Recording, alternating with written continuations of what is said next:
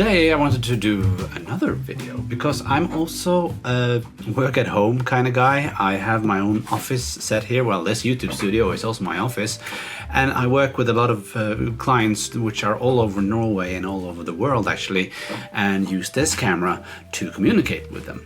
The problem is that looking at you guys is easy because I'm looking at the camera lens and know that you're there because I can't see you guys.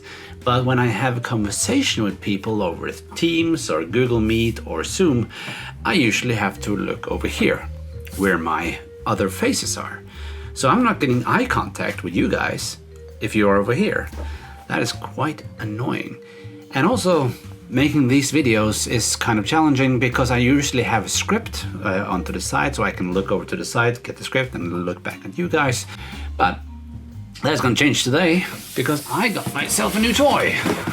The Elgato Prompter. Now this was released like a year ago or something like that, but I wanted to give it a sharp try, and mostly not because of the YouTube videos, but because of my workplace environment where I'm actually constantly speaking to people over the camera.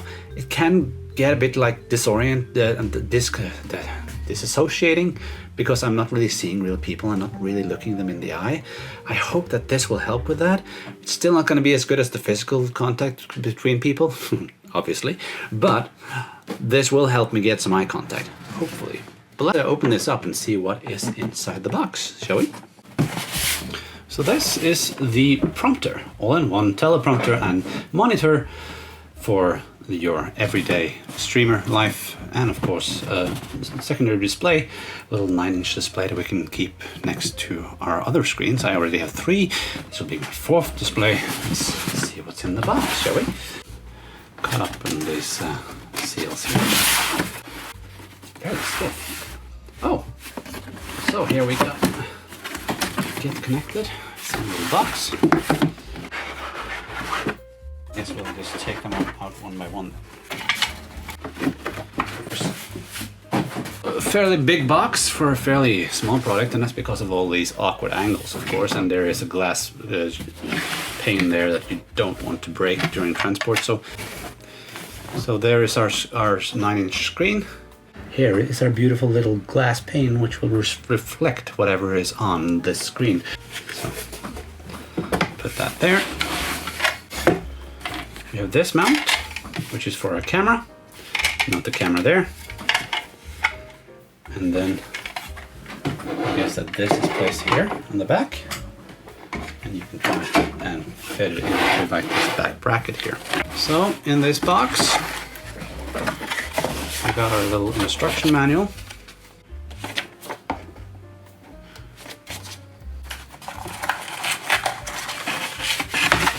Which has all the rings for the different cameras, and of course I need to figure out which one supports my camera. I'm just going to lay them like that. We have our USB cable in this little box here, which is from a USB-C to a USB-A. That is actually good because I don't have any USB-Cs left in my machine, so I'm actually appreciate that it's a USB 3 instead. Here we have the back plates, which goes on the back of the camera. And that is just about everything we actually get in this pack. And now I need to disassemble that camera to put on this thing. So we need another camera, don't we? So I need to change to this camera because this camera needs to be disassembled. So first of all, we need to find the lens that actually fits into this camera. Now I'm pretty sure it's 49mm. I'm not really sure. Let's test that. See if that goes in there. It does. So there we go. So whatever DSLR you actually use, there should be like a version that fits you. And they all come in this nifty little package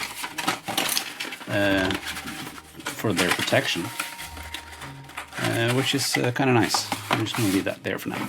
Now I am going to use this stand here, but we're going to not mount the camera on here. We're actually going to mount the Elgato. So it says like mount camera here. So So that means that this end is supposed to go on the back side of the Elgato screen. Okay.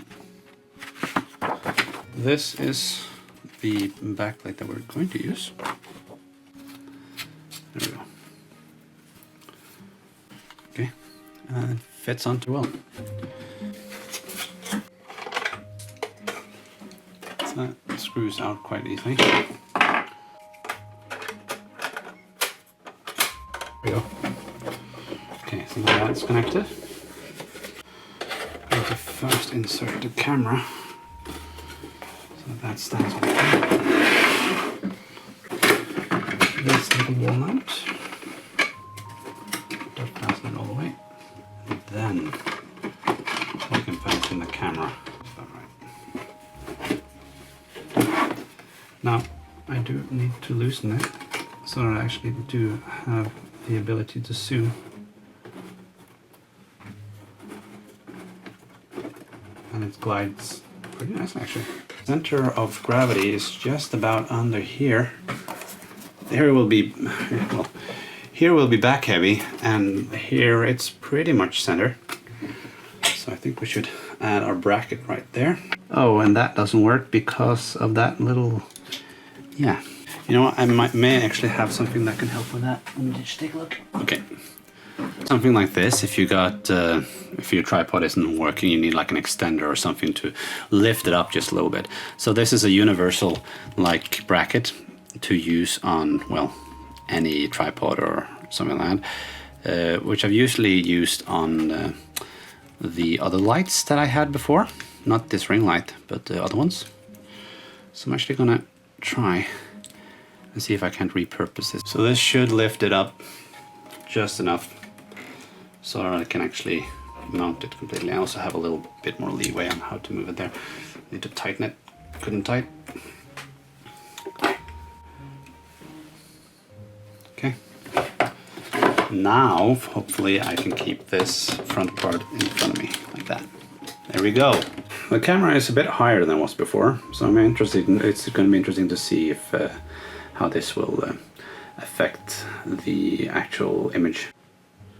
Okay, so everything just started wonking and then suddenly it was installed. Thank you, Windows 11. So now I managed to connect everything, including the jack for the battery, which is good. Let's turn it on.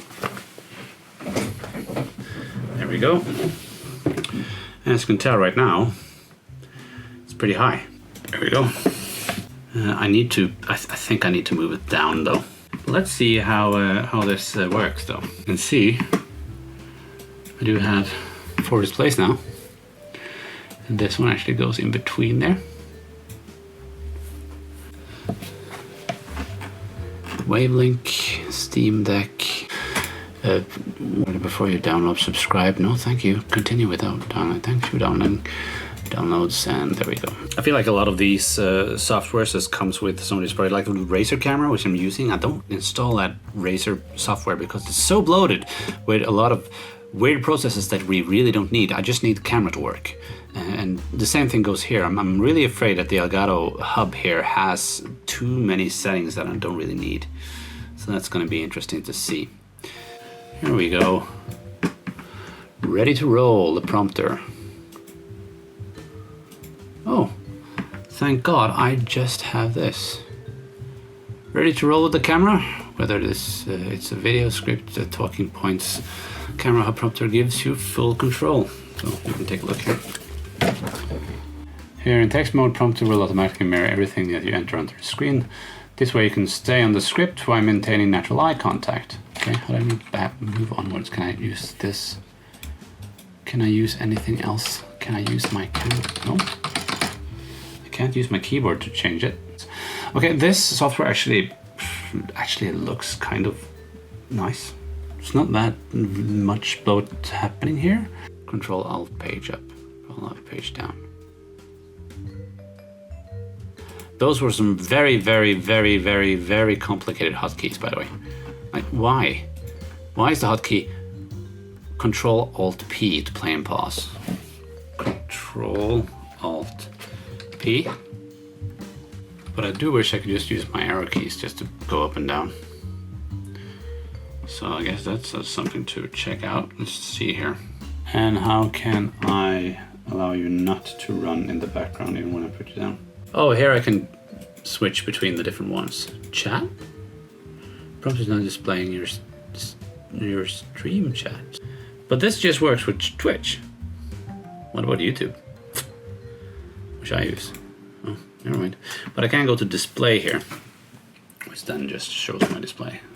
Okay, so in general, there is some other features that I didn't cover in this. If you don't have a DSLR camera like I do, you can also use like this back cover and just use any webcam or phone in this holder here.